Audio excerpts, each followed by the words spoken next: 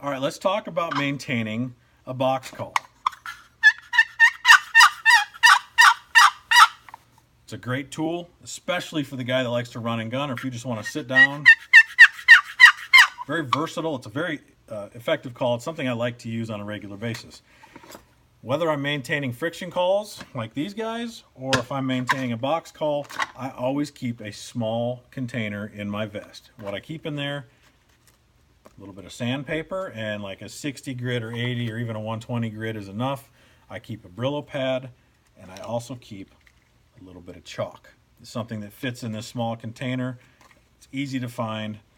Now, to take care of a box call, I'm going to get a fine grit, a 120 grit type sandpaper. Essentially, I'm going to get the underside of the paddle first. Now, this has a very small arc like that. Okay, so that's how that running across the sideboards of the box is what makes your sound. It's a radius, in other words. I will run just a few times evenly across the bottom side of that paddle with the 120 grit sandpaper. I will then take the sandpaper and run it down the sides of the box. And you're going to notice that angle. That's very key. That angle kind of angles inside. Run that sandpaper down a few times, just a couple.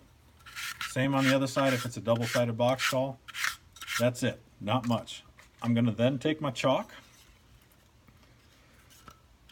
and I'm going to reapply liberally on the underside of that call, just like that. That's where it needs to go. So that's the chalk that you're going to use, and it's going to give it a fresh sound.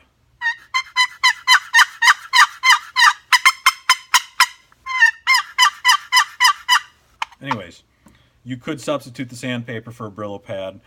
That's your call. I like a little bit of sandpaper to get that edge nice and fresh. So chalk on the bottom of a box call, and I will condition that before every hunt as well. So that is the way you keep your box calls sounding great, sounding fresh, and you'll kill more turkeys.